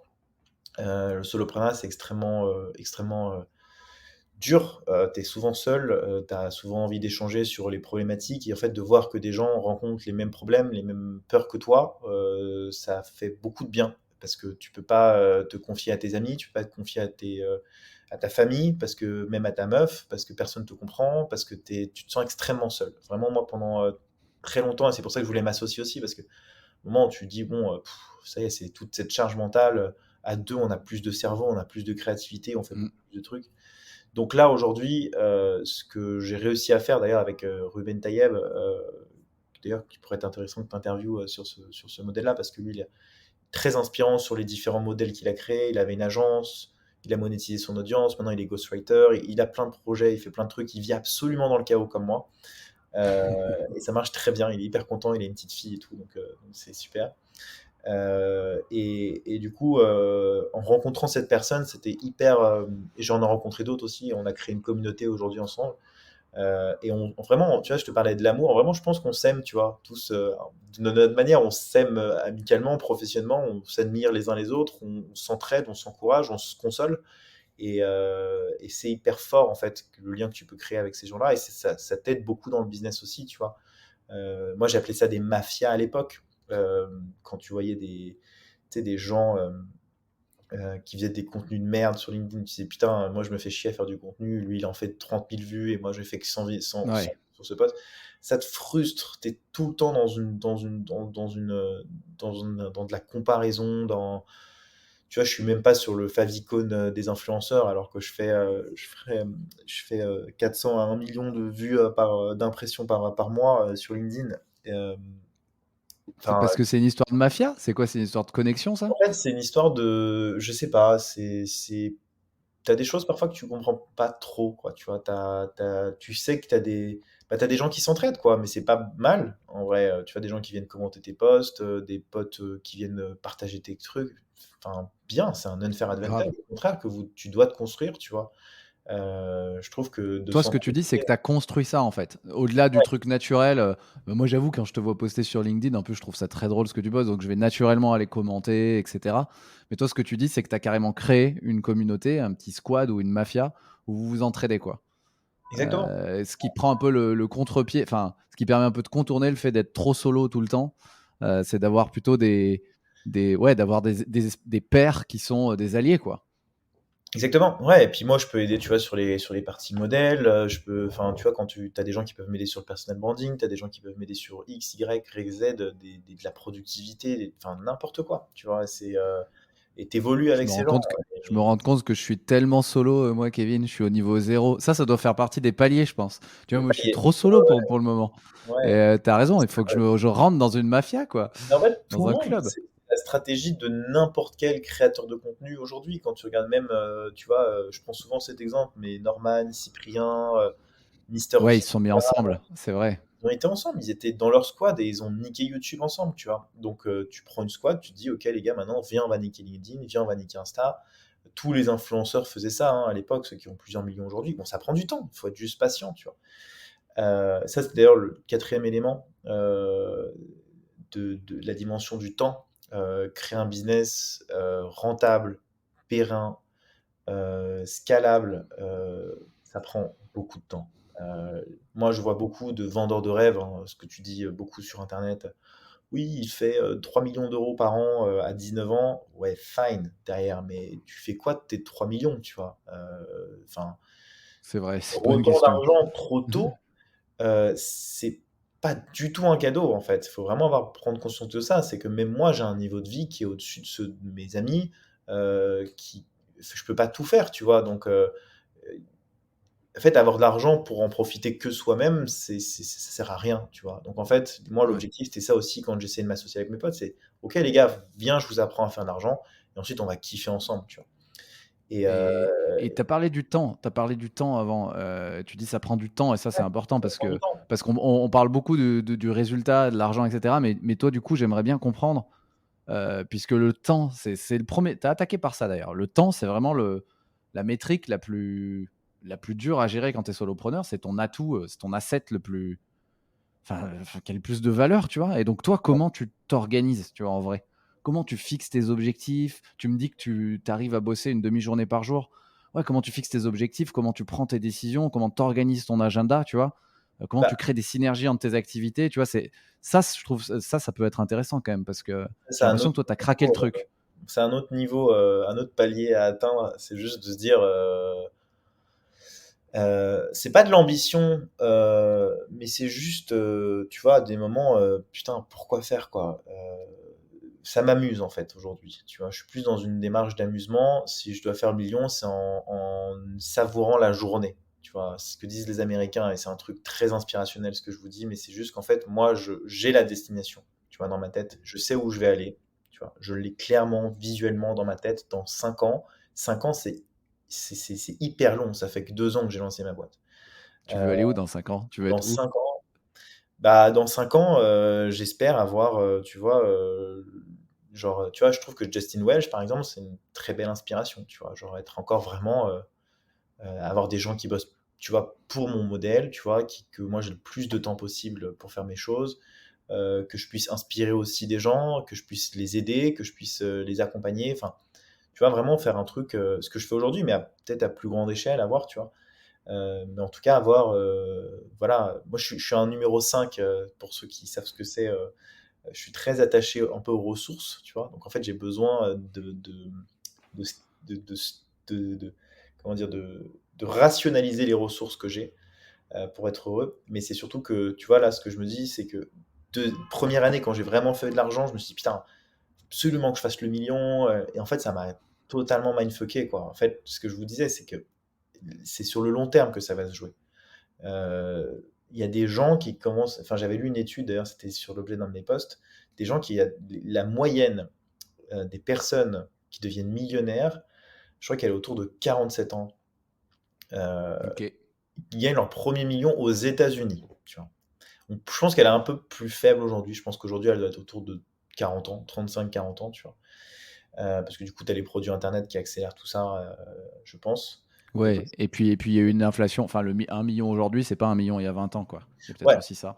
ouais, c'est clair. Mais en tout cas, voilà, pour la richesse globale d'atteindre un certain niveau, tu as de plus en plus de riches, de plus en plus de pauvres aussi, et du coup, il faut réussir à savoir où est-ce que tu vas te positionner par rapport à ça. Mais en tout cas, moi, ça, c'est vraiment un truc, tu vois, que j'ai pris du temps à assimiler, mais que la majorité des gens qui ont fait des choses extraordinaires de leur vie, ils l'ont fait à partir d'une certaine maturité, tu vois, à 50 ans, par exemple. Des gens qui ont commencé à écrire des bouquins, des gens qui ont commencé à, Ouais. tu as vraiment propulser quelque chose de fort dans un marché, dans un monde. Ça prend beaucoup, beaucoup de temps. Et je pense il faut pas se comparer à des choses qui sont pas comparables. Euh, il faut pas se comparer à Elon Musk, il faut pas se comparer à des gens comme ça. Ouais. Mais tu vois, il y a de la vision, il y a la vision de là où tu veux aller. Et il y a aussi quand même après, ben, tous les jours, il faut se lever, il faut le faire. Tu vois, il y a quand même la discipline et il y a la notion. Moi, j'avais beaucoup de monde l'ont lu, je pense, un livre que je recommande de James Clear, Atomic Habits, Ouais, qui parle vraiment de faire des petits pas tous les jours, hein, de mettre en place des routines. Et qu'en fait, il démarre par une stat d'ailleurs, hein. Si tu es 1% meilleur chaque jour sur un truc, sur ce truc-là, au bout d'un an, tu es 37 fois meilleur déjà, en fait, juste en exactement. étant 1% meilleur chaque jour. Et du coup, moi, je me demandais comment toi, enfin, si tu acceptes de dévoiler un peu, comment toi, tu t'organises au jour le jour, tu vois. Comment tu organises ton agenda, comment tu fais, tu vois. C'est hyper intéressant comme question. Parce que, en fait, il faut que tu hackes ton cerveau. Il faut que tu saches pourquoi tu le fais. C'est marrant parce que j'avais rencontré un sage bouddhiste pour la petite histoire. Et je lui parlais de ça un moment. C'était une soirée entrepreneur et tout, hyper inspirant le mec. Il me disait act for the acting, tu vois. En fait, act pour l'action et pas pour le résultat. Tu vois. Hmm. Et je trouve que c'est intéressant comme façon de voir les choses parce que du coup, la plupart du temps, tu vas poster pour les vues et en fait, finalement, peut-être que ça fait pas de vues, ça va te décevoir. Tu vois. Et ça, c'est la première chose, c'est que je fais les choses parce que ça me semble intéressant de les faire, donc j'essaie de plus me focus sur les stats, j'essaie juste voilà, de partager le maximum. Même si partir sur un... C'est la deuxième chose, c'est que je pense que ton cerveau, enfin en tout cas mon cerveau, et tous les créateurs de contenu sont comme ça, fonctionnent et se drive par une seule chose, la dopamine, que ça te procure d'avoir des abonnés, d'avoir des vues, d'avoir des commentaires, d'avoir des likes. Du coup, en fait, forcément, c'est ce qui va t'encourager à continuer sur le long terme, tu vois, et qui va te donner l'énergie nécessaire pour pouvoir y arriver. Le problème, c'est que c'est beaucoup plus facile de rien faire que de faire. Et du coup, moi, ce que je fais aujourd'hui dans mon quotidien, donc c'est très chaotique, hein, mon organisation. En tout cas, je définis des plages horaires de mes calls, par exemple. Donc, je dis, là, je le prends le soir en ce moment parce que je suis aux États-Unis. Et ça marche même mieux, du coup. Mais ce qui est sûr, c'est que tous les matins, ma routine, c'est création de contenu, post LinkedIn. J'essaye de scripter au maximum les choses que je vais faire sur mes contenus, parce que j'ai remarqué que c'est ce qui fonctionnait le mieux fondamentalement, parce que tu as des patterns à respecter en fait pour rendre un contenu qui pousse plus. Donc en fait, ça pareil, tu l'apprends en le faisant. Donc Attends, quand tu dis scripté, tu veux dire quoi en fait? en fait, tu scriptes en fait, tu structures au moins. Tu vois, par exemple, TikTok, j'avais fait 20 000 abonnés 25 000 abonnés en 3 semaines, je crois. Juste avec un pattern tout con, quoi. Tu vois, genre, bah, c'était un sorte de. Bah, c'est attention, engagement. En fait, un truc tout con. Tu vois, je vais te donner un hack de création de contenu, de créateur de contenu, et tu peux le voir sur tous les meilleurs créateurs de contenu, ils font ça. En fait, ce qui compte le plus, c'est capter l'attention, la maintenir et l'actionner. Ça veut dire quoi? Ça veut dire, je vais te faire un contenu, par exemple, sur ton podcast. Euh, j'ai été interviewé dans le podcast de Mathieu, tu vois. Mathieu, c'est quelqu'un que j'ai rencontré chez Iconoclast. Je me rappelle d'ailleurs la première fois qu'on s'est vu, on avait fait un cours où il y avait quelqu'un qui avait levé la main et qui avait posé une question stupide. Ce podcast, il est absolument fabuleux parce qu'il traite du système de soloprenariat, un système dans lequel les gens gagnent entre 100 et 150 000 euros par mois. Tu vois, et en fait, là, rien que sur ce truc-là, en fait, j'aurais pu résumer et couper j'ai capté l'attention un peu. Et le deuxième partie, je l'ai rajouté exprès parce qu'en fait, les algorithmes fonctionnent sur l'engagement que tu passes sur un post, sur un contenu, tu vois. Et donc, en fait, Ouais. utiliser par exemple le storytelling et une anecdote personnelle sur quelqu'un fait en sorte que la personne, enfin, ça augmente le dwell time parce que la personne t'a capté son attention au début. Du coup, il a envie d'écouter la fin. Et le milieu, il en a rien à foutre, tu vois. Mais c'est juste, toi, tu rajoutes ce milieu-là pour pouvoir influencer l'algo, tu vois, à te dire, ok, le mec est resté hyper longtemps sur ma vidéo. Et c'est une technique qui est utilisée par une grande majorité des youtubeurs aujourd'hui. Euh, Yes. et Dwell time, hein, pour ceux qui nous écoutent, c'est le temps que les gens passent devant un contenu, devant un ouais, post LinkedIn, devant une vidéo TikTok, vidéo YouTube. Et c'est très important. Ça, c'est un point commun, je crois, à tous les algos. Ils adorent que tu restes sur le contenu, quoi. Tu restes le plus longtemps possible. ouais. Ça, c'est le truc qui fonctionne extrêmement bien. Et tu vois, quand tu as compris un peu ces patterns-là, bon, ça, tu vois, par exemple, typiquement, ça, c'est un truc que j'ai mis très longtemps à comprendre. Donc, pour ceux qui écoutent le podcast aujourd'hui, vous êtes très chanceux d'avoir cette information-là. Mais Et ils l'ont au bout de. Attends, il y a quand même une espèce de logique, une morale dans l'histoire, c'est que les gens qui ont ce hack, ils sont restés longtemps. Ils l'ont au bout d'une heure, ouais, donc tu et ouais, vois. ouais. Et voilà, Je ne et vais pas voilà. dire le mot, mais Il y a putain, une justice. Il y a une j'aurais adoré justice. avoir ce hack-là. Donc là, vraiment, vous avez la stratégie rodée du soloprenariat si vous voulez commencer à créer du contenu. C'est ce qu'il faut faire. Kevin, je sais qu'il nous reste pas non plus énormément de temps. J'avais quand même quelques petites questions. Il y a quelques tiroirs qu'on a ouverts que j'aimerais refermer, même si Ouais. longue histoire. Enfin, les sujets sont vastes à chaque fois. C'était tout à l'heure, tu as quand même parlé de ta marque personnelle. Moi, je voulais savoir comment tu l'as gérée, quelle importance elle a aujourd'hui dans ton business. En fait, le truc le plus difficile dans la marque personnelle, c'est que tu sais jamais vraiment ce que les gens pensent de toi. Euh, je pense qu'il y a des gens qui m'adorent, des gens qui me détestent, mais elle est fondamentale, en tout cas. Je pense que ça demande beaucoup de courage de partager ses faiblesses, et surtout ce qui est le plus plaisant, c'est que ça inspire des gens, tu vois. Il n'y a rien de mieux que quelqu'un qui m'envoie un message qui me dit putain, grâce à toi, en fait, je fais le métier de mes rêves parce que j'ai regardé tes vidéos YouTube, tu vois. Donc ça t'encourage à le faire. Mais comment je la gère au quotidien, je me prends pas du tout la tête sur ça, quoi. Franchement, T'as pas une stratégie délibérée là-dessus? non. En vrai, franchement, j'ai Ok. commencé à poster du contenu sur LinkedIn parce que je trouvais ça marrant, tu vois. À la base, je me rappelle, j'étais l'un des premiers à faire les petits PDF là. D'ailleurs, plein Je de gens me qui me souviens de ça. Je me ouais, souviens de ça ça, ouais. remonte, ça a 3 ans. Mais tu vois, en vrai, sans prétention, mais tu vois, même un Thibault Louis, il m'a explosé en termes d'abonnés, alors qu'il a fait ça, il a commencé, je l'ai vu arriver, passer sur LinkedIn en mode c'est qui ce mec là? Alors que moi, ça fait longtemps que je suis sur LinkedIn, je suis pas Ouais. Même moi, j'ai vu arriver Thibault Louis. Donc, en bombe, genre, vraiment. Et c'est sûr, c'est là que tu comprends. C'est ça que c'est hyper inspirant, c'est de voir des gens arriver comme ça. Et en fait, Thibault Louis, il postait 4 fois par jour, quoi. ouais. Il n'avait rien à foutre. Dès qu'il avait une idée, il la postait. Et c'est pour ça que je te disais que le volume, c'était important. Mais euh, non, en fait, ta question, c'est plus est-ce que je l'ai fait intentionnellement?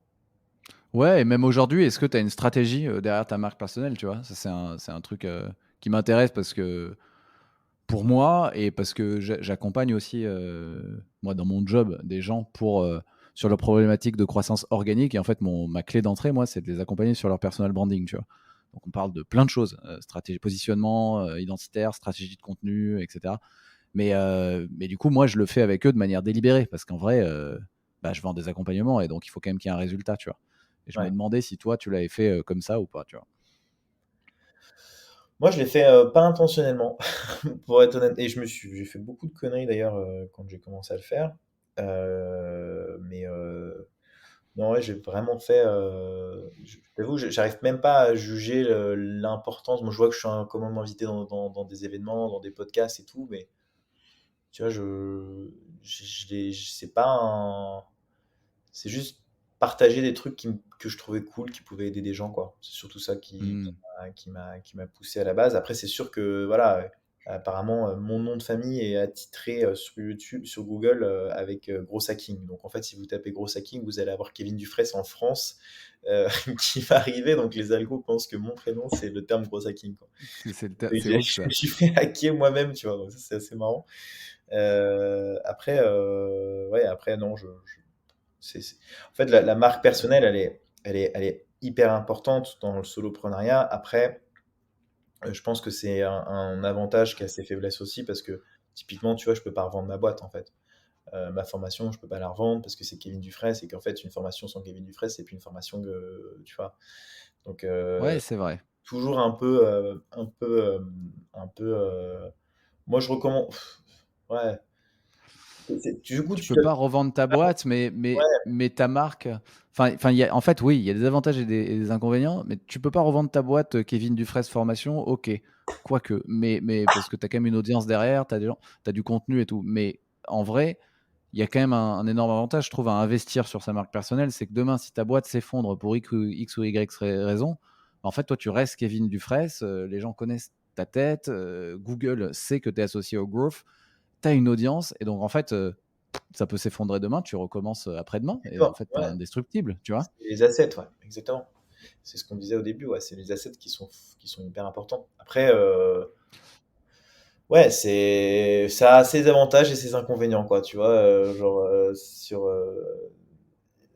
Faut trouver sa personnalité. Je pense même pas encore vraiment l'avoir trouvé. Par exemple, tu vois, j'ai un call dans pas longtemps. J'aimerais bien écrire un livre. J'ai un call d'ailleurs demain, pour la petite histoire, sur l'écriture d'un bouquin, potentiellement. Ok, Et, ok. Ouh, le teasing. ça, c'est un achievement, tu vois, plutôt cool, je trouve, d'écrire un bouquin. Sur quoi, Kevin? T'as le droit de le dire ou pas? Bah, sur le gros, mais sur ma vision, en fait, du gros. En fait, le Ok. gros adapté au soloprenariat, en fait. Parce que je pense que, pour revenir juste rapidement sur le sujet du gros hacking, en fait, je pense que beaucoup de gens, euh, avec du recul, je pense qu'il y a eu beaucoup de bullshit sur le gros hacking. Je pense qu'on a construit des systèmes pour bosser avec des boîtes. Ces systèmes n'ont jamais fonctionné en fait dans les boîtes parce que tout simplement intermédiaire, lenteur, enfin bref, en gros le gros hacking, clairement, désolé pour les grands groupes, mais ça marche pas, même si c'est là où il y a de l'oseille. Désolé pour les consultants, encore une fois, je vous casse un peu votre délire. Mais pour moi, en fait, le gros hacking, c'est pas. Enfin, oui, c'est de la créativité, mais ça marche pas dans les grands groupes, tu vois. Ça marchera pas dans les grosses boîtes.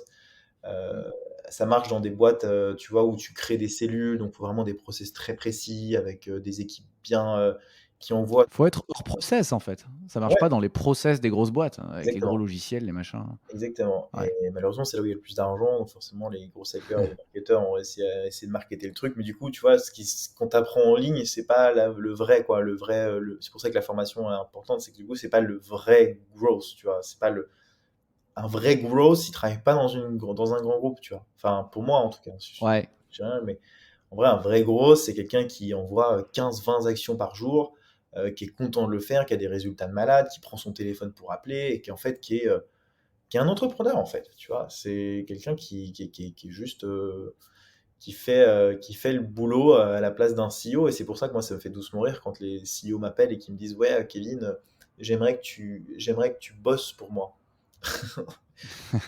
Non. Et là, j'ai envie de lui dire, mais en fait, je suis désolé, mais moi, je veux bien bosser pour toi, mais il faut d'abord que toi, tu saches bosser, parce que moi, en fait, ta boîte, je m'en fous, c'est pas la mienne. Je vais pas te rendre riche, tu vois. Enfin, Bien sûr. Non, mais toi-même qui va te rendre riche avec les compétences que j'ai.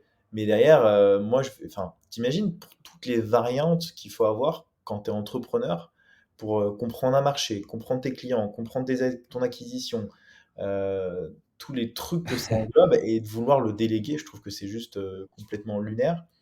Euh, ouais, mais les gars, ils rêvent. En fait, si quelqu'un savait faire ça, réaliser leur rêve, ce quelqu'un-là, il serait multimilliardaire. Enfin, tu vois, personne n'a de baguette magique, quoi. Exactement. Donc moi, Les ce gars, que ils je rêvent, fais, ouais. c'est pour ça que moi, mon modèle est principalement basé sur l'accompagnement, c'est-à-dire que je pars du principe qu'en fait, la seule personne qui peut te rendre riche, c'est toi-même. En revanche, moi, j'ai les compétences qui te feront aller plus vite, j'ai les expériences qui te feront expérimenter mieux, tu vois, et j'ai aussi, je pense, une dimension vachement coaching, tu vois, psychologique, de dire, ok, Ouais. là, tu le fais. Et la quatrième chose, je pense aussi, c'est la créativité, tu vois. C'est-à-dire que vu que j'ai je connais des sujets un peu divers, donc l'automatisation, les API, le scrapping, le copywriting, voilà. Tu vois, un truc tout con, mais j'ai une amie là qui cherche un statisticien pour sa boîte. Je lui ai écrit elle a testé, ça fait une semaine, elle est en gros PLS. Je lui ai dit, ok, on va faire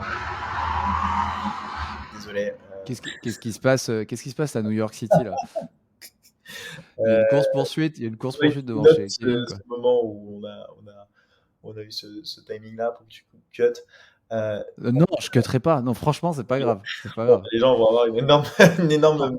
mais oui, désolé les gens, c'est la vraie vie. Juste, Kevin, t'as combien de temps? Parce que je sais que t'avais un call après. Là, il me reste 10 minutes, max. Il te reste 10 minutes, c'est parfait. Bah, moi, j'ai allez, 4 dernières questions et je te les pose rapidement après. Cool. Mais Du coup, ce que je disais, pardon, je t'ai coupé du coup. euh, putain, cette voiture m'a perturbé. Qu'est-ce que je disais? Euh, Ah, c'est pas grave, ça avait peut-être un sens, hein, qu'elle soit là pour te perturber. Ça te reviendra peut-être. J'avais juste une petite Vas-y, c'est pas question grave. quand même pour redescendre un peu sur terre. Genre, quelqu'un qui veut s'y mettre au soloprenariat, tu vois, qui est déjà, pour quelqu'un qui est déjà à son compte en freelance mais qui démarre, ou pour quelqu'un qui est même salarié et qui se dit, tiens, j'aimerais bien me chauffer pour monter mon truc un peu en parallèle. Ce serait quoi vraiment le truc numéro un pour toi pour s'y mettre, tu vois, avec le recul que tu as? Ouais.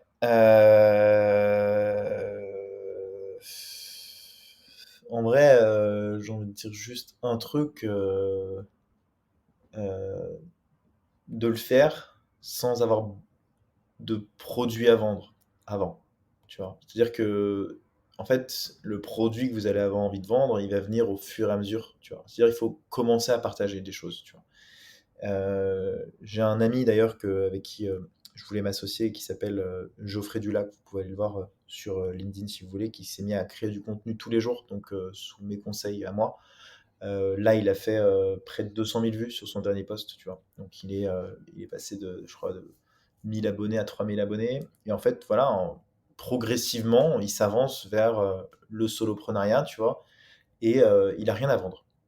Il fait aucune vente, rien. Il crée du contenu il partage son quotidien, il partage ce qu'il pense. Et en fait, je suis convaincu que on en reparlera hein, peut-être à la sortie de ce podcast, mais en tout cas, je suis sûr que l'année prochaine, vous allez en entendre parler. Il va lancer une offre et il va commencer à la monétiser, tu vois. Et je pense que la meilleure chose à faire aujourd'hui, c'est si vous voulez vous lancer dans le soloprenariat, c'est de commencer à documenter, commencer à faire la différence, être patient, poster beaucoup, envoyer beaucoup de volume. Euh, et puis après, une fois que vous allez commencer à échanger avec les gens, une fois que vous allez commencer à voir ce que les gens viennent vous voir pour vous proposer des interventions, vous proposer de travailler avec vous, vous construisez votre offre. Euh, Ça, c'est la première chose potentiellement que vous pouvez faire. Donc, créer du contenu avant de créer son offre. La deuxième chose que vous pouvez faire, c'est de prendre un marché qui existe déjà. Moi, c'est ce que j'ai fait, le marché du gros hacking. En fait, on savait que ça fonctionnait déjà un petit peu. Ça peut être le marché de la vente aussi, hein, ça peut être le marché de la négociation, ça peut être peu importe le sujet, personal branding.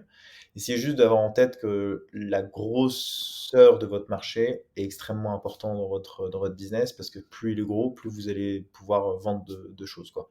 Donc, me faites pas un, un truc genre avec un marché minuscule, quoi. Euh, et du coup, le premier objectif, en fait, c'est de construire son produit, ou moins essayer de le faker, son produit. Essayer, tu vois, par exemple, le copywriting, je trouve que le marché est gigantesque, en France notamment, parce que personne ne sait écrire. Donc, il y a Nina Ramen, il y a Estelle Leloup, voilà, ces gens-là qui le font, qui sont sur ce marché-là. En fait, vu que vous voyez que c'est un marché qui fonctionne bien, allez-y, tu vois. Quand on entend que Nina Ramen, elle a fait 250 000 euros de CA sur le copywriting la première année, J'ai vu aujourd'hui, go. ouais. Le ghostwriting aussi, pareil, ça cartonne le ghostwriting, tu vois. Go, prenez 400, 500, baissez vos prix au début, faites-vous une place, faites vos preuves. Et franchement, en ghostwriter, tu peux te faire, allez, tu vends ton poste 300 balles, tu te trouves 10 clients, premier mois, tu te fais 3 000 € à écrire 10 posts par semaine, tu vois. Ce qui n'est pas non plus, voilà, tu bosses une journée, en gros, tu as les 3 000 balles. C'est largement faisable. Et après, en fait, plus tu as de clients, plus tu augmentes plus t'augmentes Hmm. ton truc. Donc, en fait, copier. Ouais, Tu vois. Et en fait, une fois que tu copies, ça, c'est ce que disait Picasso, mais j'ai du mal à comprendre ce truc, c'est les génies copient, enfin, les artistes copient, les génies volent. C'est qu'en fait, effectivement, tu copies les autres, mais après, tu l'adaptes à ce que toi, tu ouais, tu t'appropries. voilà, exactement. Moi, c'est ce que j'ai fait avec le gros. Au début, bah ouais, au début, tu copies un peu les programmes, tu regardes un petit peu ce qu'ils font, et puis après, tu as un client, deux clients, trois clients, et en fait, tu crées ta trajectoire. C'est pour ça qu'en fait, c'est pas très. On peut pas vraiment se comparer à la concurrence, pour moi. La concurrence, elle est même saine, parce qu'en fait, elle grossit ton marché, tu vois, au final. Ouais. Et du coup, C'est voilà. hyper sain, en tout cas ce que tu dis, de créer d'abord ton audience, de créer du contenu, de créer ton audience. Du coup, en contact avec le réel, avec les vrais gens, tu sens quels sont leurs vrais besoins, leurs vrais problèmes. Et ensuite, tu crées un produit ou une offre, tu vois. Parce qu'il y a beaucoup de Ouais, gens qui font l'inverse. Et en fait, bah, t'en sais rien de ce que veulent les gens. Donc, ton offre que tu as mis 3 mois à construire, si ça se trouve, tout le monde s'en fout, quoi. ouais, Donc, tu peux faire c'est le l'inverse, côté mais très organique, quoi. tu peux faire l'inverse, mais arriver en cassant le prix, quoi. Tu vois. En disant, voilà, Ouais. j'ai fait le Bah, même programme, tu vois, genre j'ai le même programme, sauf qu'il est à moitié prix, tu vois. Ou ouais, alors à le part même que tu as peut-être pas d'audience, quoi. Quand tu fais toi, ce que tu as dit aussi, c'est qu'en créant du contenu et tout, en fait, tu te montes quand même une petite audience. Alors que tu arrives avec un truc de nulle part, personne te connaît, ben c'est dur aussi, tu vois. Même si tu as un prix divisé par deux, ouais, enfin, ça il y a la notion de confiance et tout, quoi. c'est un peu les stratégies, tu vois, c'est sûr que si t'as pas eu un passé, tu vois, où t'as pas fait les bons choix de recrutement, où effectivement t'es allé à droite, à gauche, etc. Moi j'ai eu la chance, c'est vrai, ça c'est un unfair advantage, mais après dans tous les business, il faut réussir à créer son unfair advantage, tu vois. J'avais entendu un truc, d'ailleurs j'ai cité tous les influenceurs, je suis désolé, mais j'ai un truc de Théo Lyon que j'avais Vas-y, kiffé. vas-y. Il avait dit mon unfair advantage, c'est que mon colocataire est un monteur vidéo. Et en fait, ça peut paraître con pour certains, mais putain, en fait, c'est un unfair advantage de ouf, quoi. Et son Yes. unfair advantage, c'est d'avoir été aussi à HEC, tu vois, donc il a pu se positionner sur ça. Donc en fait, il n'y a pas que l'audience qui a un unfair advantage. Ça peut être aussi une rencontre, tu vois. Tu peux rencontrer quelqu'un, tu Ouais. vois, typiquement, bah, Geoffrey, son unfair advantage, entre guillemets, hein, en toute humilité, c'est de m'avoir rencontré et de l'avoir poussé à faire un post par Hmm. mois, tu vois. Et ça peut être aussi un défaut d'ailleurs. Encore Théo Lyon, il avait dit des trucs pas mal là-dessus, effectivement. Il avait dit bah, moi, mon défaut, c'est que j'ai un ego surdimensionné et que j'adore raconter ma life, parler de ce que je fais. Du coup, en fait, mon unfair advantage, c'est que je peux créer plein de contenus sur TikTok et sur les réseaux sociaux. J'adore Ouais, ça. Donc, je peux le faire pendant des heures. C'était exactement. intéressant ce qu'il disait. Il disait bah, allez chercher du côté de vos défauts et vous trouverez votre unfair advantage, hein. Et, Exactement. merci Kevin pour tout ça. Je voulais terminer avec allez, 3 petites questions. Est-ce que tu as une source d'inspi ou un livre, un film, un truc qui t'inspire à partager? Alors sur le modèle investissement rentabilité, je trouve que le film Le Fondateur avec le fondateur de McDonald's est hyper intéressant parce que effectivement tu deviens pas riche en vendant des burgers à 1 dollar, tu deviens riche en construisant un empire, quoi. Donc en fait C'est un peu comme ça que je vois mon business aujourd'hui. Tu vois, là, pour l'instant, j'ai l'impression de vendre des burgers, quoi. Et l'objectif, c'est de structurer. Non, mais tu vois, c'est con. Je disais même l'exemple de Warren Buffett qui a gagné 500 millions de dollars avec les parts qu'il a dans Coca-Cola et le fondateur de Coca-Cola qui a gagné 15 millions, quoi. Tu vois, donc en fait, c'est C'est ouf. complètement lunaire les rapports à ça. Donc ça, c'est un truc qui est vraiment que peu de personnes se rendent compte. Il y a un bouquin au-delà de ça que je recommande énormément. C'est Comment se faire des amis et les influencer. Donc le titre est complètement pourri. En revanche, c'est une masterclass sur le business. Clairement, si vous voulez lire ce bouquin, il est juste monstrueux. Sinon, à part ça, moi je suis pas mal inspiré euh, par les gens que je rencontre au quotidien. Euh, pour le coup, je lutte énormément contre mes croyances constamment. Même le fait de se dire, tu vois, un entrepreneur qui galère, qui dépasse pas les 2 000 € par mois, j'essaie vraiment de comprendre pourquoi. Tu vois, qu'est-ce que tu fais de mal, qu'est-ce que tu as fait, qu'est-ce que tu n'as pas fait. La plupart du temps, c'est que je vois que le focus n'est pas du tout là où il faut et qu'en fait, les gens se remettent pas en question, tu vois. Et du coup, ça, c'est un truc qui m'aide énormément, c'est d'aller à travers mes voyages, rencontrer du coup les digital nomades, comme on les appelle, vivre avec eux, comprendre ce qu'ils font, leur poser plein de questions. Tu vois, quand j'ai lancé mes offres de coaching, c'est quand une nana m'a dit ouais, je fais 500 000 € par an. Euh, je les regarde, je fais quoi? Tu fais toi? Tu fais 500 000 € par an? Et du coup, je l'ai questionnée sur tout ce qu'elle faisait, etc. Elle s'appelle Hélène Tassas, d'ailleurs, si vous voulez la suivre sur LinkedIn, elle lance une boîte d'accompagnement pour créer des expériences extraordinaires auprès de ses clients. Donc, elle a changé de modèle économique. Tu vois, typiquement, elle gagnait très bien sa vie, mais elle a décidé de partir parce que ça lui plaisait plus. Et je pense que c'est ça, en fait, la clé, elle n'est pas dans les livres.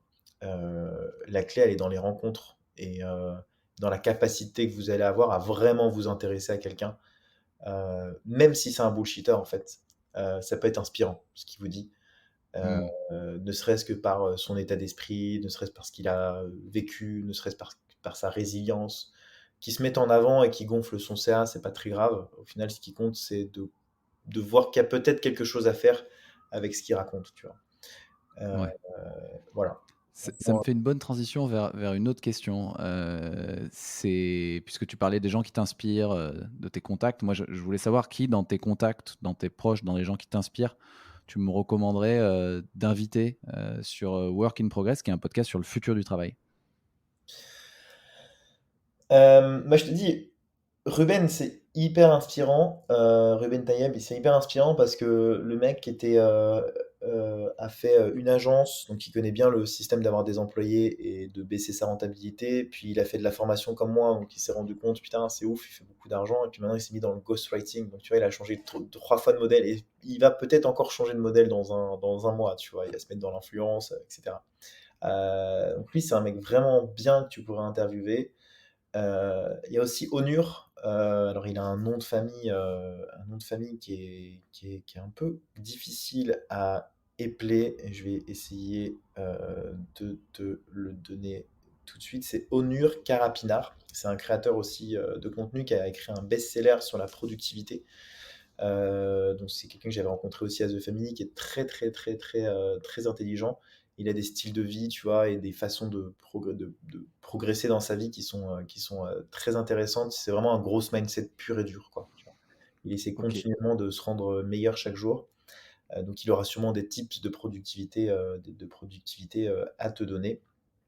Et puis pourquoi pas, si Geoffrey Dulac lance son business bientôt, le faire passer dans le podcast pour qu'il t'explique toute l'histoire qu'il y a derrière, en fait, la potentielle réussite, le potentiel réussite qui est à faire. Ah, en dernière recommandation que j'ai, Julien Voisenon aussi, euh, qui lui vient du milieu, qui est fondateur de moncloser.com, qui lui vient du milieu infopreneur, donc il a été formé euh, par Paradox, une boîte Hmm. qui a été closer là-bas, qui vient vraiment qui a commencé par du porte-à-porte et qui a été formé, tu vois, à l'infoprenariat. Donc lui, il est dans le modèle solopreneur avec il a réussi, tu vois, il a réussi à à recruter des gens, donc à faire en sorte que des gens bossent pour lui. Donc je pense que c'est une dimension dynamisme, leadership qu'il arrive à avoir. C'est le mec qui rentre dans ton cerveau, quoi. Clairement, tu le Ok, il rentre dans ton énorme. cerveau. Voilà. Énorme. Bah, merci pour toutes les recos de contact. Super sympa, Kevin. Dernière petite question pour les gens qui veulent, comme tu es partout, pour les gens qui veulent te suivre, t'envoyer des petits mots d'amour, où est-ce que quel est le meilleur moyen de te contacter ou t'envoyer un petit mot? Le Big Love, LinkedIn, je pense que c'est là où je poste le plus souvent, même si je vais essayer d'intensifier. Enfin, en vrai, je poste partout, même sur YouTube. En fait, YouTube, c'est plus les outils, les techniques. Donc, quand je veux approfondir un sujet, LinkedIn, c'est un peu tout ce que j'apprends, tout ce que j'ai dans la tête, c'est ma documentation, quoi. J'ai aussi un compte TikTok, mais bon, c'est pareil que sur YouTube. Après, un email, enfin, j'ai une newsletter, du coup, si vous voulez vous inscrire, allez sur mon site internet.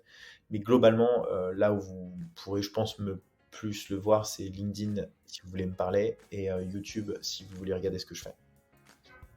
Magnifique, magnifique. Bah, Kevin, merci beaucoup. Ça fait vraiment Merci plaisir à toi, 1h30. d'avoir eu. Waouh, épisode fleuve. Et je suis frustré. Je sais que tu as un rendez-vous derrière, mais j'aurais adoré continuer. Ouais, tu J'avais seras 2 plein heures, d'autres quoi. questions. Je me suis retenu, quoi. Tu sais, ouais, bientôt ça va ressembler à Génération Do It Yourself, là, les On fera épisodes une de épisode, 3h30. ouais, on fera un autre épisode avec plaisir. Si vous souhaitez recevoir le récap de chaque épisode, vous pouvez vous abonner à ma newsletter, garantie 0 spam, 100% gratuit. Je glisse le lien dans la description. Sinon, je suis très preneur de vos retours sur cet épisode. Vous pouvez laisser un avis, je le transmettrai à l'invité du jour. Je réponds aussi à 100% des messages. Vous pouvez me contacter sur LinkedIn Mathieu Bernard ou par mail mathieu@inprogress.pro, in progress tout attaché. Merci beaucoup et à très vite sur Work in Progress.